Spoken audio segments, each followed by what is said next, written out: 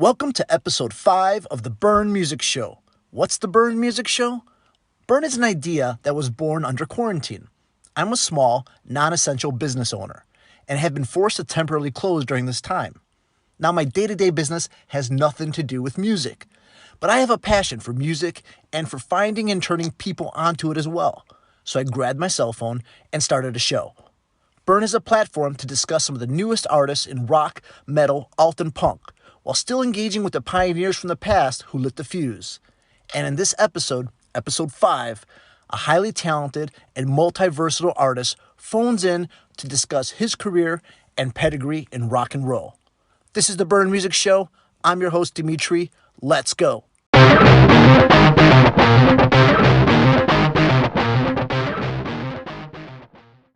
My next guest is a true rock and roll renaissance man, a musician, comic book author, voiceover actor, TV, radio host.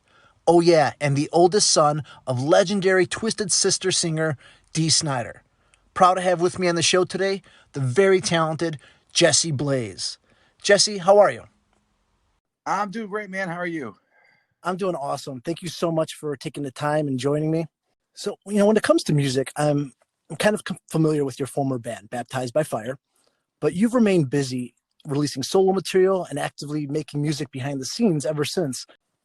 Yeah, I played in Baptized by Fire for almost a decade, and then I just kind of got to a point where I wasn't sure what to do to move forward. So I don't know. I had a big chip on my shoulder at the time. I made punk metal, which wasn't exactly something that the more respectable music producers, whatever, was feeling like, I don't know, was a show of my skill. So I went behind the scenes and I just started writing with anybody who I could, and to prove that I was the greatest writer on the planet, or myself. And I wrote just dozens upon dozens of songs, and largely, I mean, people heard them, but they didn't hear them in association with me. I had tons of stuff on ESPN and Monday Night Football, NASCAR, and movies and TV shows, commercials, or whatever. But I didn't really release anything as an artist, largely because I didn't want to be a solo artist. I prefer being a member of a band. But I gave up on trying to be a band. I'm an individual and I make music. So I finally decided, all right, screw it. I put together this new album, Come With Me If You Want to Live, with my buddy Michael Naranjo, which we recorded through the internet, with him in South Africa and me in Los Angeles and then New York. And right before I put it out, I decided to release everything that I had made up until this point. So on the 3rd of this month, my basically all 5 of the previous records I made came out, and then May 1st comes out my new record. Come With Me If You Want to Live, which is great. I listened to it, and like you were describing, it's a perfect blend of what you did earlier, so that metal punk kind of sound with more melody driven and pop oriented solo stuff that you're licensing out, and it sounds natural, it sounds more real. Oh, well, thank you very much. I mean, finding your sound, your personal sound, is hard. Hard to get something that feels right and natural for you. And granted, I had a lot of time to perfect that thing. But yeah, I like to play with a lot of different toys as far as music goes, and there's a range of things. But I think you'll find that it's all very much me. Well, what was different about your songwriting this time? Well, I mean, this time around was the first time that I really had a mind to make an album for myself. I mean, when I did Baptized by Fire, I was just kind of trying to prove to myself that I could make music and that I had things to offer.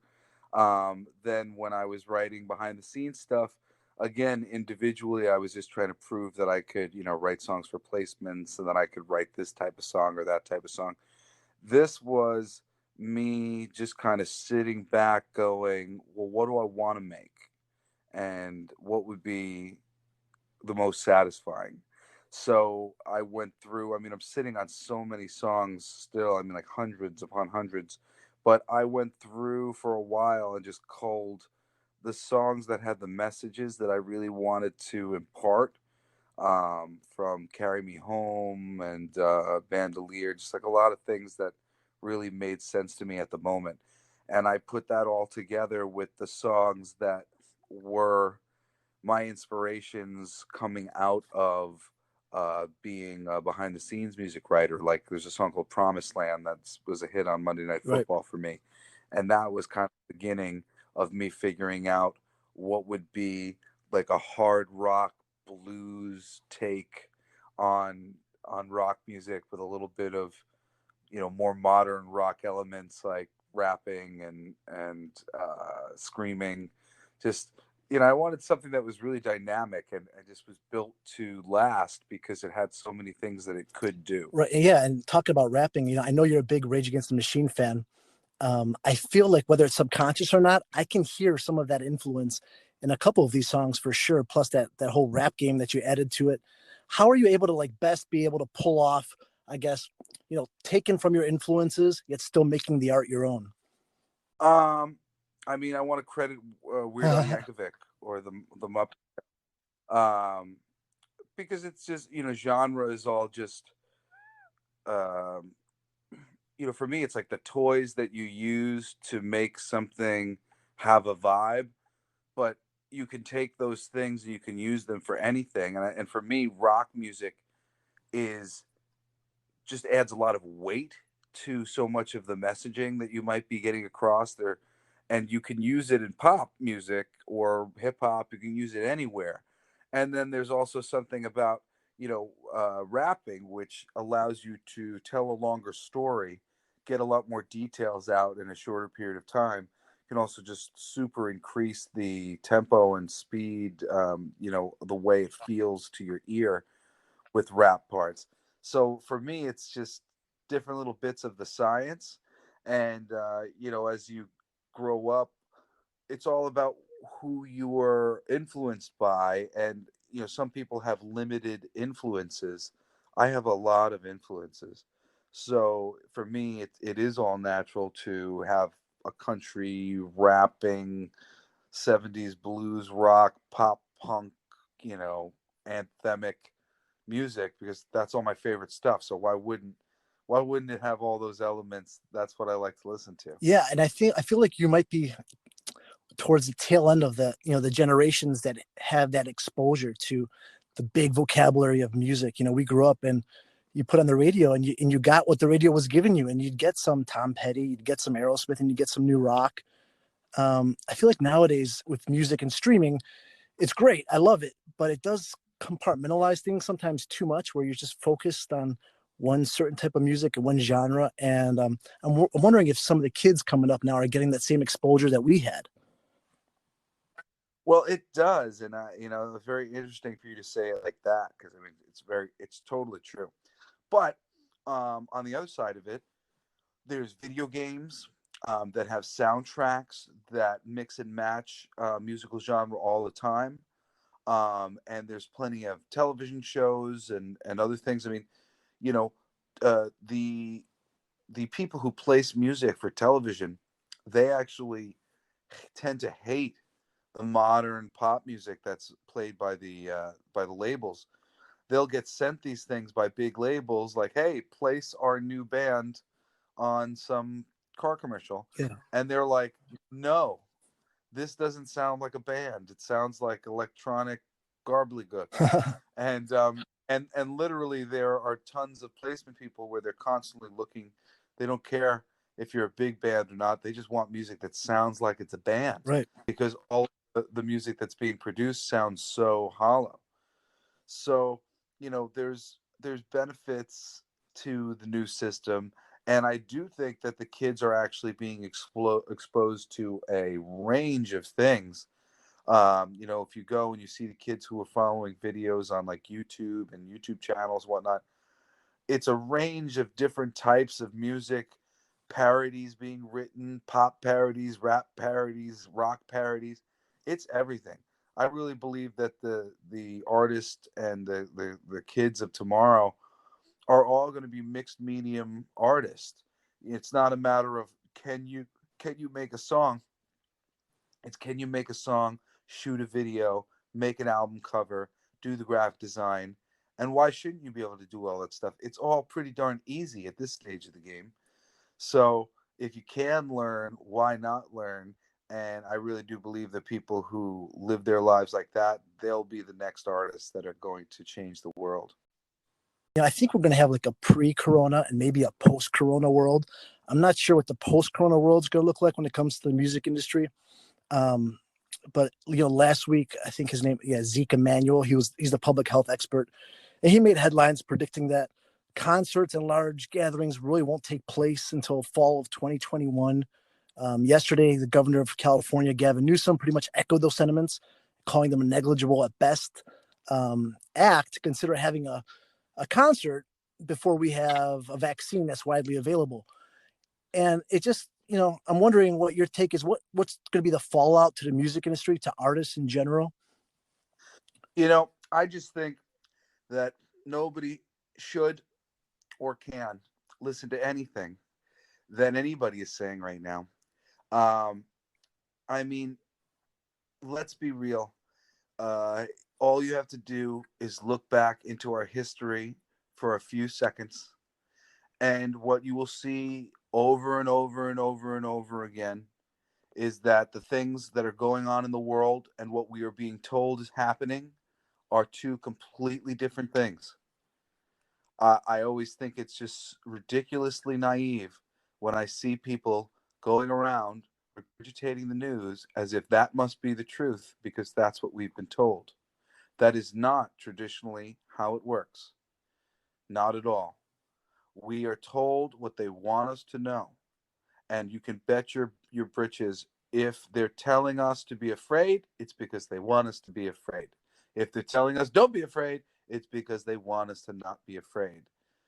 Politics in the whole world is about keeping people fighting, keeping people warring with each other, so that money can go in and sweep up and do what it does, make money, rob the system over and over and over again. This is what happens.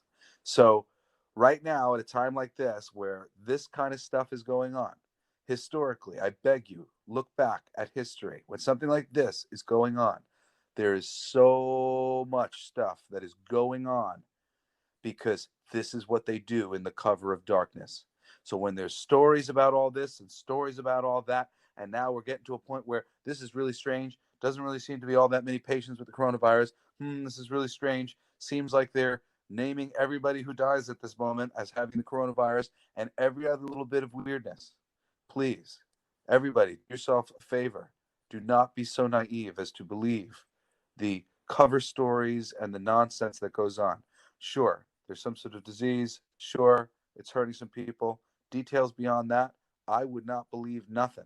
And if you got some guy walking out going, oh, it's not going to be until whatever, you can bet that that's money motivated. Who gave that person a platform to get on television and say something like that? Somebody who wanted that person to get on television and say something like that. So speculation about how long this will be or any of this, it's just a waste of all of our times. It is a joke to think that they are being honest with us and telling us what is really going on. They are not. So chill out, prepare yourself the best way you can, keep a positive attitude, mindset, and know that we're going to be gathering and doing what we want to do, what makes us happy, as soon as it makes sense for us to do so. And it really doesn't matter what is being speculated about or is being said right now. It's all bullshit. It's all a big show. And you can look and watch the show and care, but I don't. And the media tells a story, right? They don't tell the story. Exactly. There's so many interesting things going on. If you look underground about some of the things being said, there are all sorts of interesting things.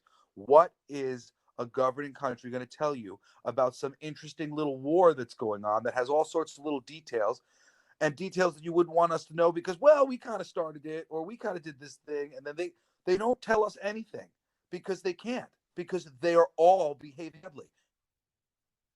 badly all the time. doing things that are lame. We shouldn't have done. If our rest of our country knew what we did, we would be upset. But we're just doing it all the time, and then they tell us whatever they want to tell us. So it's so stupid to sit here and think, well, because Obama's on TV and he says XYZ, this means it's happening, or because Trump's on TV and he says XYZ, that means that's happening. It really is just like a people talking, and all of the talking. Now that the talking is being televised, just nothing ever gets done. Go back to watching them talk about the things that should be done and will never be done. This is the system we live in. It's ridiculous. And the fact that people are able to just kind of keep walking the next day when we've already seen that we've got a lying system that tells us what it wants us to know. And then you're like, oh, well, they said such as, and you believe that because why? There's no reason to believe that. Right. Surround yourself with as much information as possible and formulate your own thoughts and opinions, basically. Yes. Where do you like to source a lot of your information or news from, or do you? I mean, for the most part, I do not pay attention anymore. I got to the point where it was impossible. It was impossible for me to know that what people were saying meant anything. The upper echelons of society, the banks and everything, they have this system so locked up. Nothing happens. It's just a big reverberation chamber. And I used to be sort of like, I guess, leaning Democratic, because there wasn't a lot of people when I was growing up who were, pushing for equal rights across the board. And that was all I ever believed in.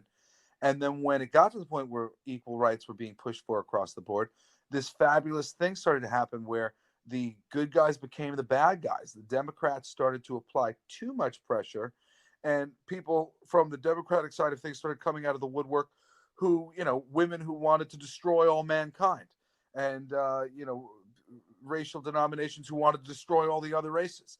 And, people who were just taking a way too extreme version of, hey, this is not balanced. I agree. This isn't balanced. It should be.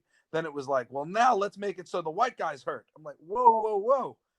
I was here right with you saying this is imbalanced. We should fix this. Now you're like, yeah, now it's going to hurt you. Wait a second.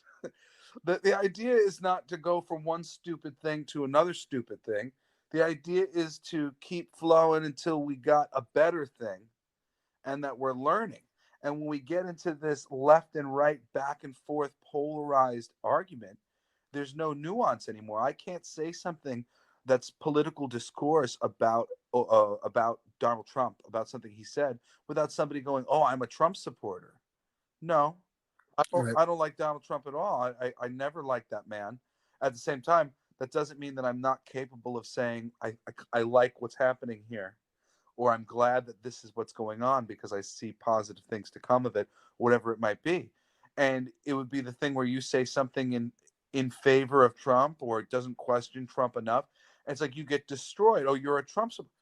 One, you shouldn't be treating any other member of society like that. It really upset me that I was being demonized as a Republican. Why are you demonizing the other group in America? We are on the same team. The left wing and the right wing are on the same bird. You can't burn my wing. We'll crash. And that's the attitude of the modern America. It's like, yo, I'm going to burn that other wing. We can't fly this bird with just your wing, you idiot. It takes both groups. And the more you marginalize and try to make it like every Trump supporter is an idiot, or every Trump supporter is an asshole, or every Trump supporter tries to make it like every Democrat is a bleeding heart liberal idiot. It's not true.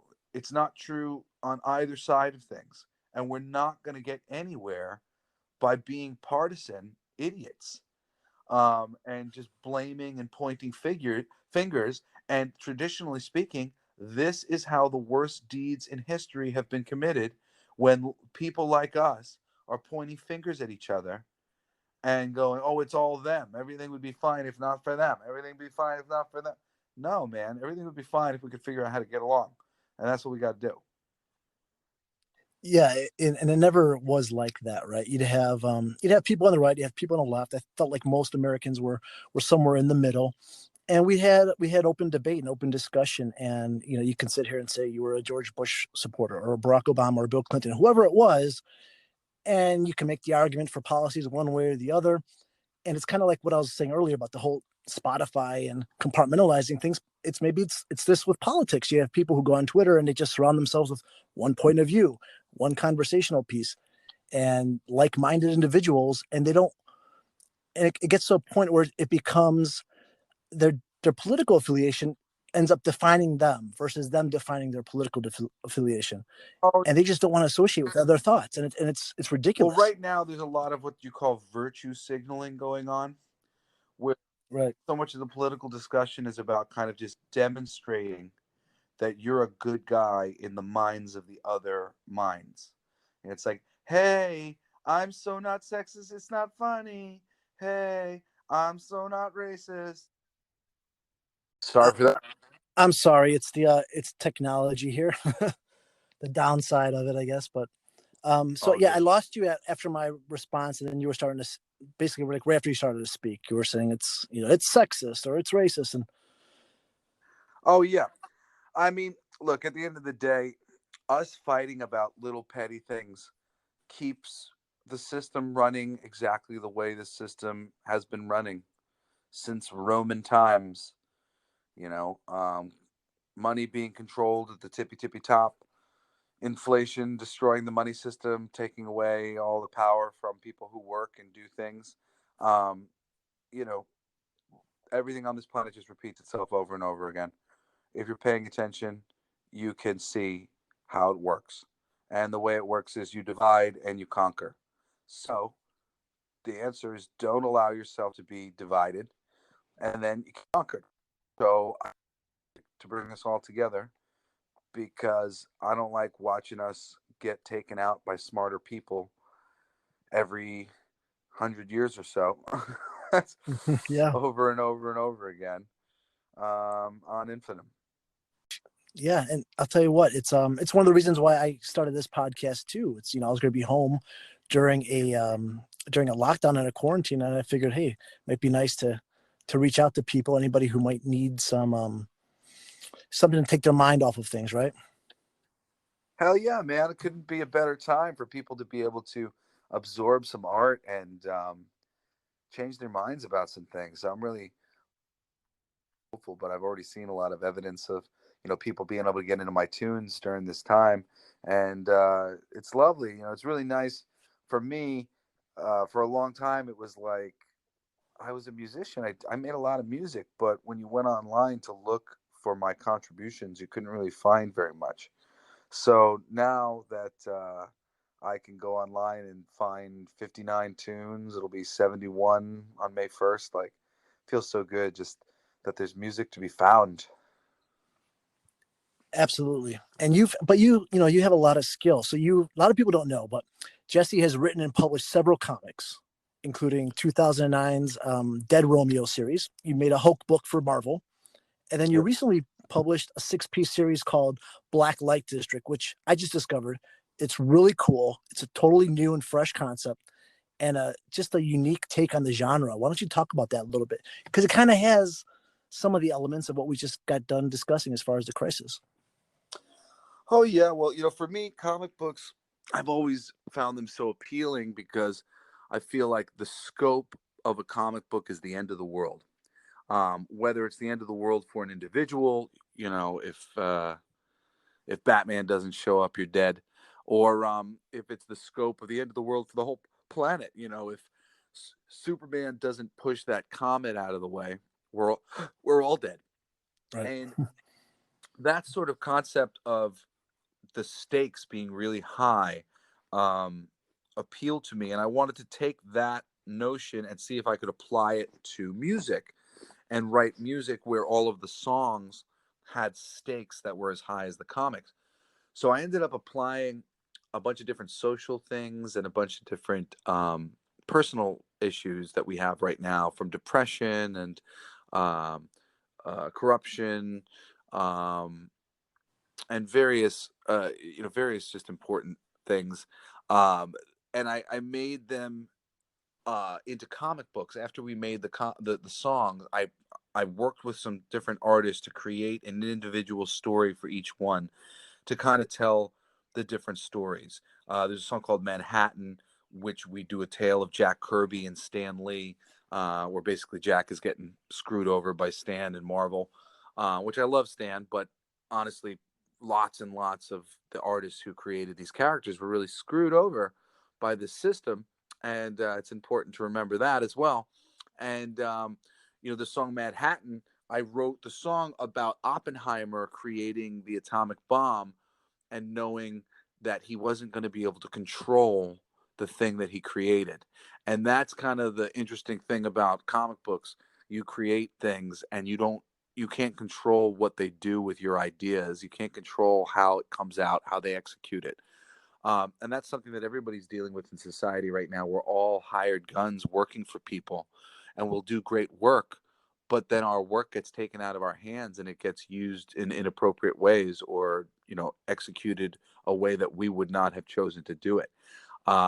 And there's so many more, and the process of in comics, it just took my whole writing to another level and really allowed me to say things about myself and about how I felt that I'd never been able to say before, because I thought I was exaggerating in the past. I was like, oh no, you're not starving. Obviously, somebody in Rwanda is starving worse than you. Um, but when we stop ourselves from using those really big metaphors and going for it all the way, um, we really do a great disservice to the audience who might listen and who might have actually experienced something that's on par with the exaggerated words you're using to communicate. Do you find it easier to express yourself then through writing and creating characters, let's say in a comic, or through your music? Oh, the easiest is to create through music. Music just sets the stage. Energetically, you just got to go where you feel like going.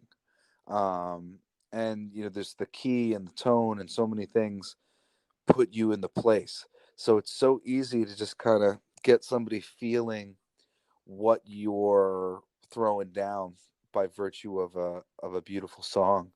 And short stories are the I mean, if you want to be a writer, work on your short stories. Writing something short and having a beginning, middle, end, finishing it, that is the most powerful exercise that you can do to get good at writing. And each song is just a short story. How much information can you give to somebody? How much can you change their world by your use of words and the meaning behind those words? It's really, for me, it's a game to just educate people on what things mean and what's possible and better ways to think and worse ways to think with each song. If I'm not saying something that's relatively profound, I'm going to probably try to crumple it up and throw it away. Huh. Yeah. Where did your love for writing and for comics come from? Um, I don't know. I've read songs since I was a little kid, and I always had different things. My dad, he wrote the music videos for Twisted Sister, which were very funny, and it was very entertaining. And then I used to watch the Muppet Show, which was all a variety show. So that idea of short order comedy, short order vignettes, um, definitely was present for a long time. And I used to write a lot of sketch comedy and comedy stand up routines and stuff. So then when I got older and I was thinking about writing, um, comic books were what I read. I read the most comic books. So there's, famous quotes that say you should write what you read. And, I started putting together Spider-Man pitches, Punisher pitches. And within a few years, I was actually pitching DC and every other company I could get near, all the time at conventions all over the country. Wow. So your dad was a big influence then in comics and not just music. It's great. Yeah, he wasn't like me. Like I'm like a crazy person, where I don't miss an issue. I haven't read like that in a long time, but for a very long time, I used to read like 150 monthly comic books a month, and then be reading Wow. another 150 in graphic novels. Like I'd be getting a graphic novel and reading just whatever stuff that I was told had worth as literature, as material, and I would just absorb everything that I could to learn. Um, but he grew up just kind of picking up books from the newsstand and being a fair weather fan for a long time. But if you read my Hulk one shot, Hulk Let the Battle Begin, it's dedicated to him because That's good. Hulk was one of his favorite characters, and I was really proud to be able to turn in that script. Hulk is so cool. I mean, I think we all have a soft spot for Hulk, right? He's got that inner conflict. Bruce Banner, he doesn't want to be the Hulk. Yeah, man, the Hulk is my favorite. It was really fun for me writing the different pitch for the Hulk one shot. My initial pitches that I wrote were really fun. One of the first ones was called Operation Battle Royale, which was Bruce Banner had figured out how to hide himself in the middle of like the desert, and his only human Yeah, contact was like a bi-weekly food delivery, and he's just in this ramshackle house in the middle of the desert. But when Thunderbolt Ross sees that he's got the Hulk just in the middle of nowhere, he executes Operation Battle Royale, which literally they just take every big bad guy and good guy from all across the Marvel universe and just start dropping them into this into this place where Banner is. And the first one shows up is the Thing, and then it's just like one after another. Every big dude keeps getting dropped into the desert by the military, that's hilarious. and they've got adamantium handcuffs on him to try to put him away. But he just keeps getting madder and madder. It was going to be so fun. Uh, but the cool one that we ended up doing, we have a fight in the book between Thor and Hulk.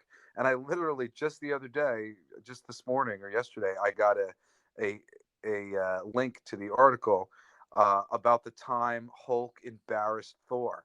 What happens in the book is Thor goes to hit Hulk with his hammer a bunch of times, and the Hulk grabs his hand and he makes him hit himself with his own hammer.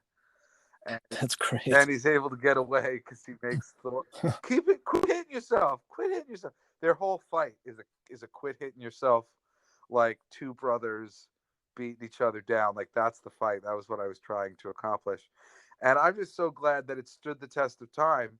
Multiple articles have been written about it over the years of people remembering this ludicrous fight between the Hulk and Thor. So for me, I've made a little notation in the history of comic books. I'm very happy. That is awesome. Yeah, I'll have to buy it for my kids. I actually haven't opened up a comic book in, since like the 80s, like 30 years. And my kids are now at the age where they're getting really into it. Mm-hmm. And it was hard for me to actually find hard copy. I want hard copy. I don't want them reading comics on their iPad. And so I went to like a used bookstore and I bought a bunch of comics. And my son, I actually had framed a bunch when he was like 4 years old when we redid his room from the baby room into like the big boy room. So we actually framed a bunch of comics, and he couldn't wait to like learn to read so he can take the comics out of the frames and read the books. Comic books are the greatest art form we have on this planet. What you can do with a comic book, pretty unlimited and amazing. And to be able to have all these wonderful artists who can lend their beautiful, unique views of the world, uh, for me, there's just nothing better. There's no budget. There's nothing limiting it like a television show or a movie. There's just anything is possible on a book page. And for those people who've never had to read a comic before, I highly recommend you give it a shot. My company, Blacklight District, we're working on an anthology magazine now, and we're gonna have a mix of articles and comic books and the stuff. But I highly encourage everybody to take a look at what we do because it's so cool. There's so many interesting stories to be told. It's not all superheroes and spandex. It's whatever you want, man. It's anything that you could picture in your mind. That's a comic book. Yeah, and definitely check out the blacklightdistrict.com. So what you did there, you discussed it a little earlier. It's so innovative, but it's done so well. You took comic books and you set them to songs, and the words of the comics are the lyrics to the music.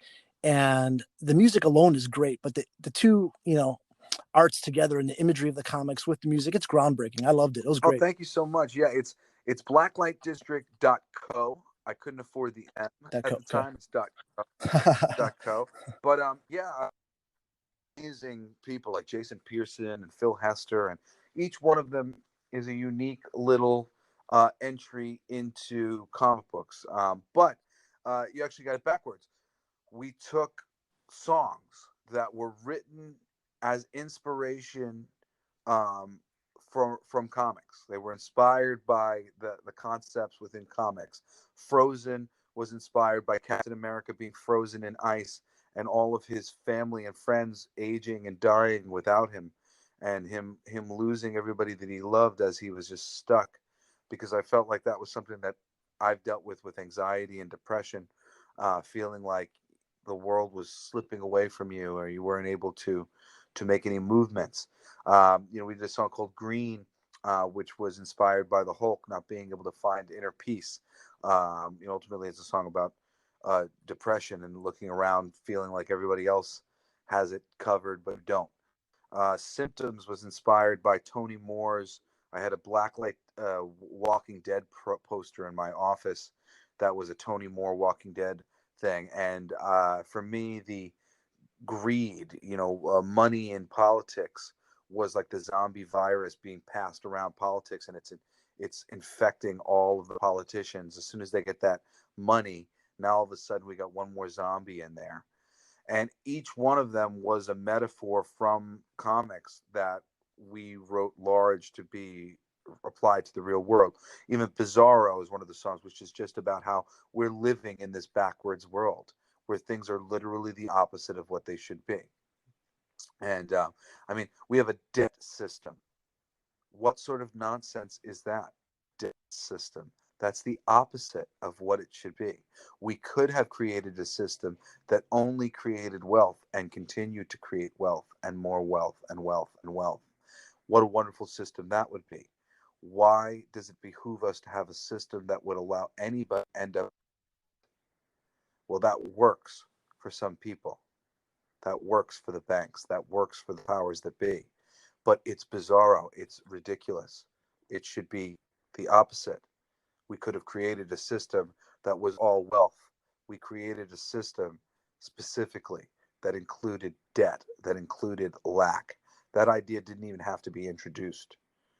So, this is the whole thing when you take these smaller ideas for the comics, and then when we finished them as songs, we were able to really get more out of the songs. And then we went back and we added the comics to support the words and messages, meanings that were from the comic books to begin with. So it's very interesting. It started as an idea in comics, was into music, and then brought it full circle to ascribe comic books to the words, ascribe artists to the work, so that it would be its own unique thing that's kind of both.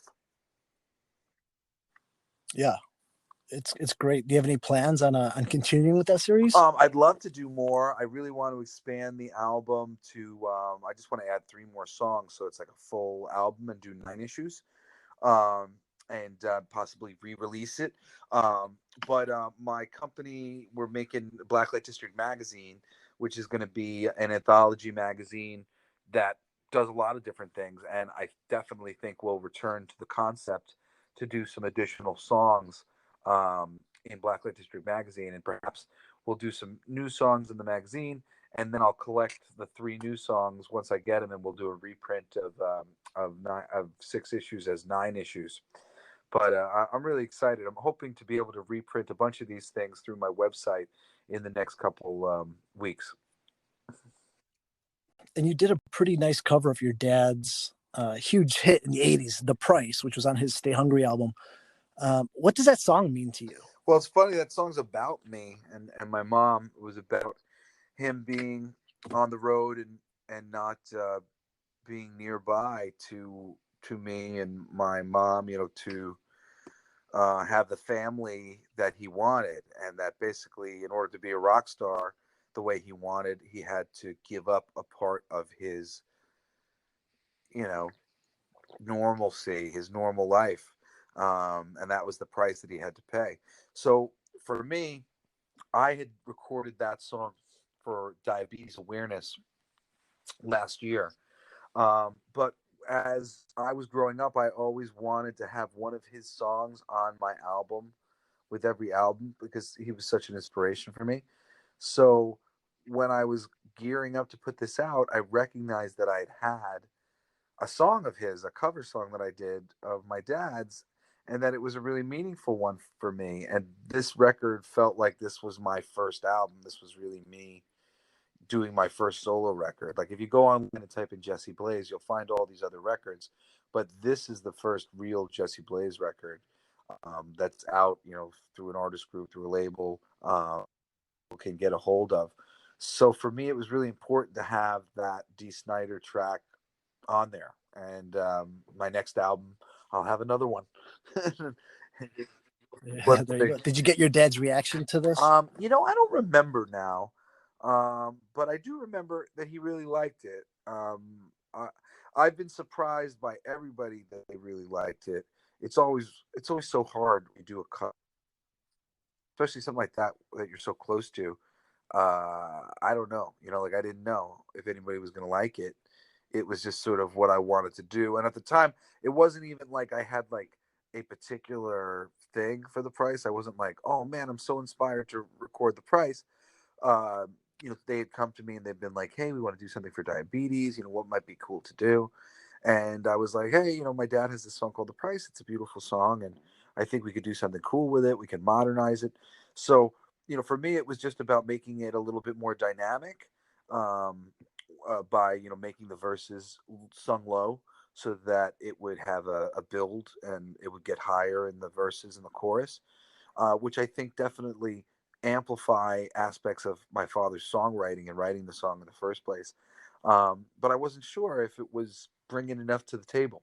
So thank you so much for mentioning it, and for everybody else who's mentioned it to me, because people do seem to really like it, and I'm glad to be able to do some justice to that song because it's a beautiful song. Yeah, you did a great job. And your dad, I mean, your dad is a total badass. I know I'm preaching to the choir here, but for the audience, for those who don't know, I know this year marks 35 years. So it's the 35th anniversary since your dad went in front of the Senate committee to rail against censorship. And I remember that. I was a kid and the world was watching, and your dad, he put on a performance for the history books. So I don't know if you followed at all, but in episode 1 of my podcast, I do mention the Filthy 15 and PMRC. And long story short, for those who don't know the story, a group of spouses who were, married to influential people in Washington, and this was spearheaded by Tipper Gore, who was then married to Democratic Senator Al Gore. Well, they decided that there was a need to censor and label music that they deemed inappropriate or offensive in nature. So Dee Snider, your dad, gets invited to speak. And I mean, camera crews were everywhere. And you can go on YouTube. There's a bunch of clips of this. You'll see it. A bunch of musicians were invited to show up. I think 3 showed up: Frank Zappa, John Denver, and your pops. And they were expecting, I'm guessing, a strung out rock star to walk in, clueless, somebody that they can make an example out of. Instead, they got a well-spoken, articulate, sober and straight edge, freedom fighting family guy who, oh yeah, by the way, made a living as a musician. And they were hit with the biggest right hand hook. It was amazing. And I remember that like yesterday. It's my favorite moment in history. It was my 3rd birthday, September 19th, 85. And he went to do his thing. And I'm so proud. I really, that's a very defining moment for me, why I do what I do. Um, you know, to lump Twisted Sister into the glam bands of the 80s is really, I think, a waste of people's time. It just so happened that they came out of that time, but they are not like the other bands. My father was every bit the freedom fighter that you see at the PMRC. That's what he was talking about.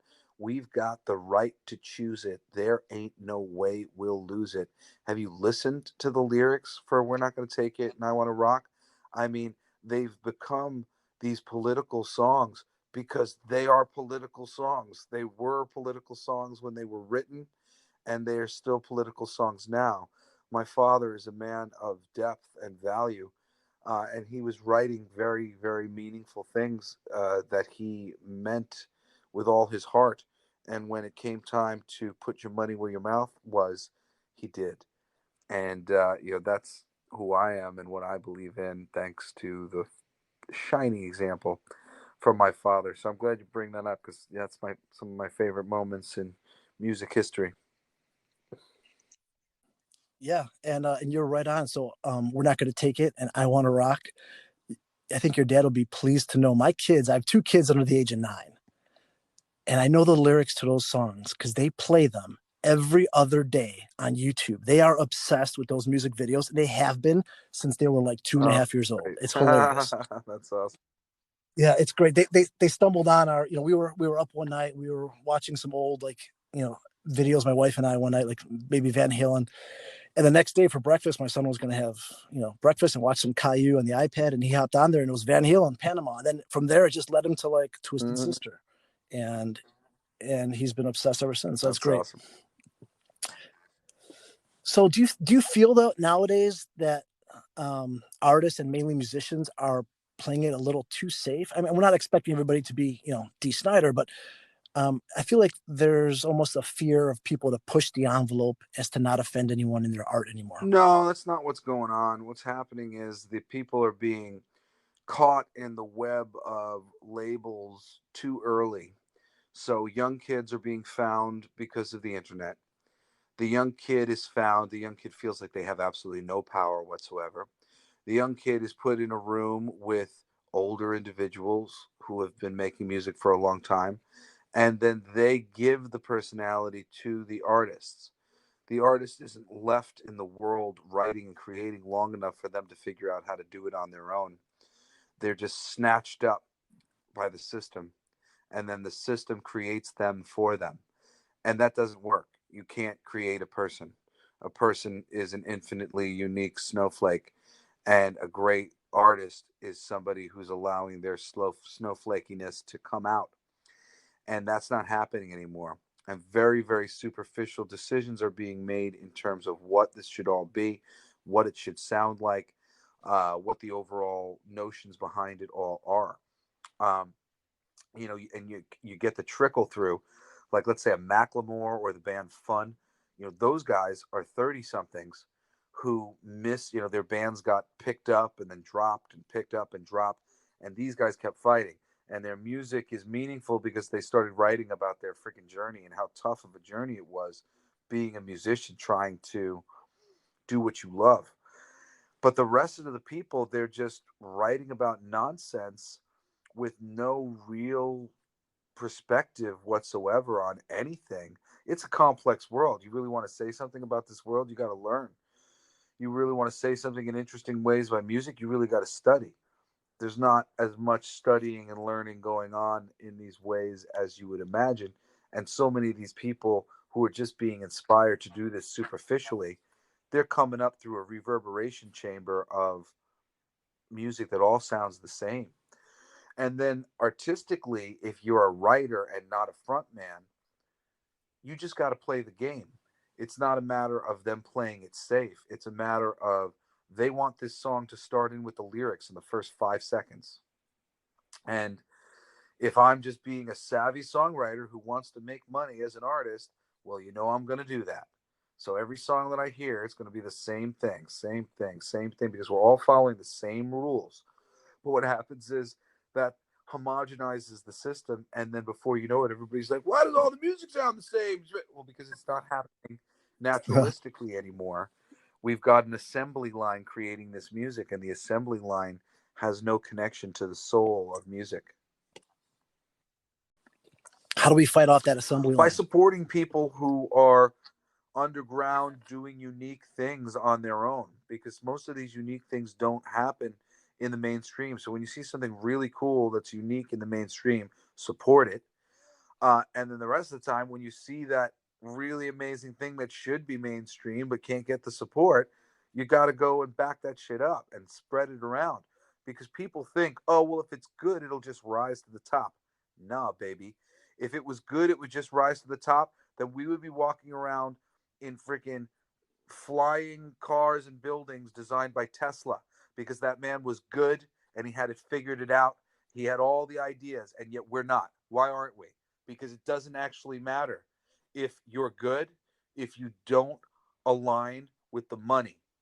If you're not doing the thing that the money wants, then the money's not going to push you out there and it's going to seem like you don't exist. The only things that we know for certain exist are the things that the money has decided to back up. And that's the unfortunate answer. Things slip through the cracks, but the money is dictating the terms right now. And we as a society are allowing it to happen because we're lazy sons of bitches and we don't want to go out and find good music on our own. So we'll just wait until the people who have enough money to force their shitty stuff in front of us do so. Well, I hope I'm doing my part in helping promote you and your businesses Well, and your I music. like to think that I'm somebody who is of some depth and does deserve such things. But it's really there's so many artists and so many comic book writers. I mean, thankfully now like people are turning to Kickstarter and they're making their own things, and that's the way you can support is to Yeah. go direct to these companies that are trying to do things differently and try to help them do it better. And doing it better is how they treat their collaborators and how they treat the community and what sort of member of the community they are. We're all in this together. It's all one. When we focus on one little detail, one little aspect of a thing, it's okay. When we focus on everything and trying to make it all work for everybody, that's it.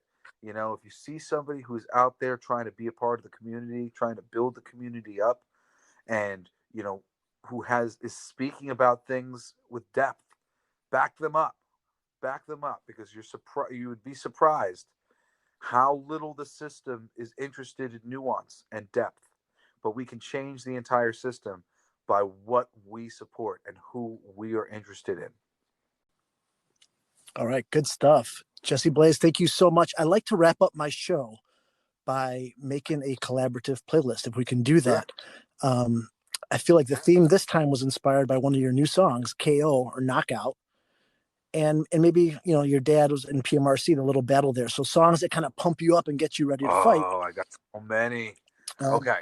So one of my and fight any kind of battle, okay. not just physical, but All right. So whatever it takes. I got to give two Dee Snider. I'm going to start off. I'm going to drop off with one. I'm going to start off with one of yours. Okay, so we're going to do All KO, right. your new song that's on "Come With Me If You Want to Live." So KO or Thank Knockout. You. And I'll add that to Spotify yes, when you I upload will it. add "You Can't Stop Rock and Roll," which is probably my favorite song of all time by Twisted Sister, written by Dee Snider. That song gets me motivated. That is the motivational song. And I have a song called Juggernaut, which is absolutely inspired by the word juggernaut being used in "You Can't Stop Rock and Roll," which is another one of those motivational type songs. It's my song Juggernaut. My dad has another song that he wrote that was on the Love Is for Suckers record called "Wake Up the Sleeping Giant." That is one of the best motivational songs of all time. All right, so we got 4 so far. So hold on, I'm going to do a couple right now.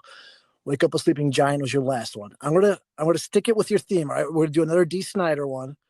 This is off his solo album, his first solo album, and it's the first song off the album called "Hardcore."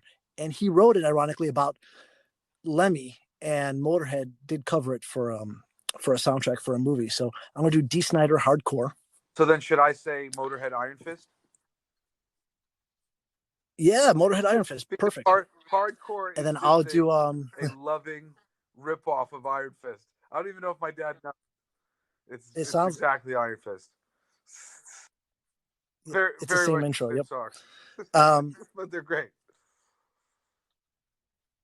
I got to give some love to Ice-T here. So I was fortunate enough growing up to have a brother 6 years my senior who had good taste in music. So, I mean, little me at like 9 or 10 years old, I had the Power album and Ice-T's Iceberg album. And I think he's an amazing lyricist.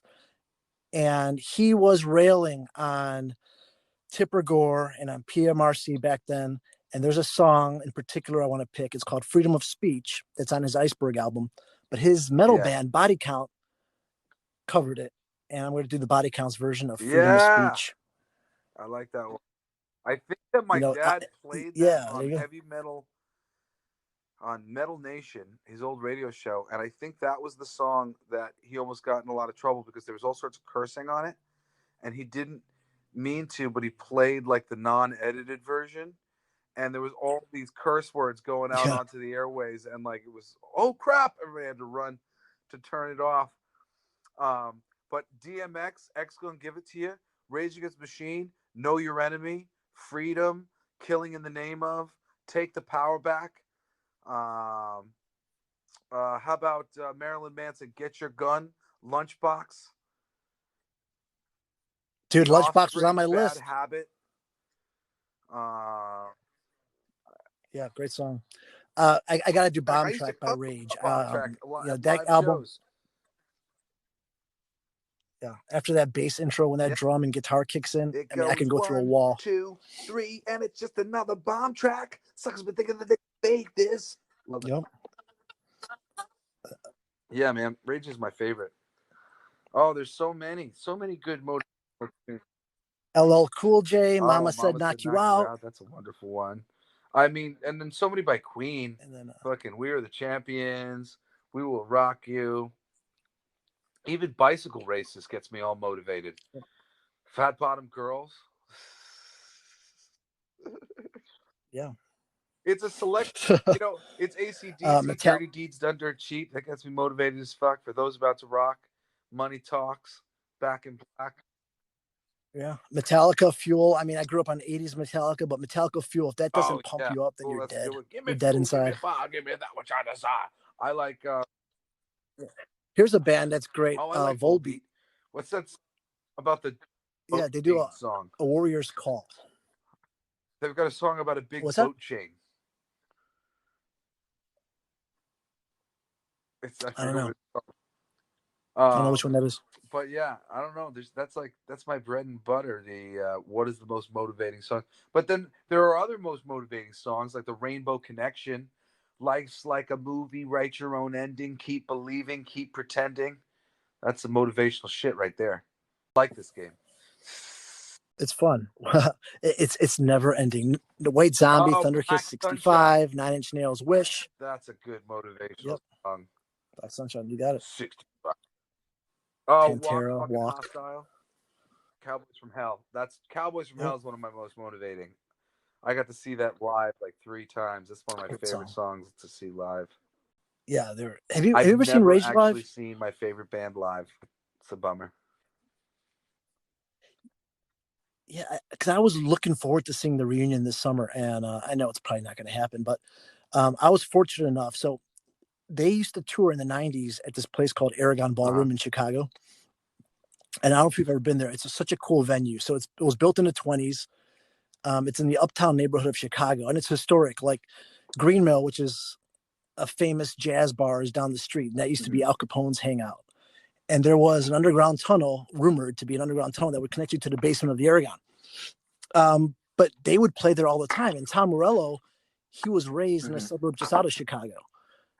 So my friends would like bump into his mom at these shows, and she'd be like talking to them. It was crazy. So I was lucky enough to see them there a lot. And I was looking forward to this reunion, and yeah, man, I am super excited. I mean, like, I was giddy to watch the other day, like a really early performance of theirs, where they were just on like a little itty bitty stage. I think it was like the first time they ever played, and but I mean, Jesus, right out of the gate, they just were like the tightest fucking band ever. My favorite band. Yeah, they were great. Well, buddy, thank you so much for taking the time and joining my podcast. Thanks for having me. You're welcome. Let everybody know again where they can find your music and your everything's artwork. Available online wherever music is sold. Just type in Jesse Blaze, and they'll bring you to all my records. But if you want to check out Blacklight District, just go to blacklightdistrict.co. The album and the music is free, and the comic books are all free up there. and it takes like 20 minutes to do the whole experience, but it's really cool. It's like a psychedelic experience if you got the time, and you can listen and read along following the lyrics. It's really cool. Awesome. And this is the Burn Music Show. You can find us on Twitter, Facebook, and Instagram. I know you haven't uploaded them yet, but I will be adding a couple of your songs. So we're going to have KO on here and Carry Me Home, and they'll be at the tail end of the podcast. So in the future, if you're listening to this, you should be able to enjoy some of that music as well. Thanks so much for being a friend and getting the word out. I really appreciate it, man. And to the future, let me know if you ever want to have me again. Most certainly do that. And thank you. Stay safe with your family, and Thank you very much, we'll brother. talk Appreciate soon. it. Peace. You're welcome, man. Keep on rocking. Bye.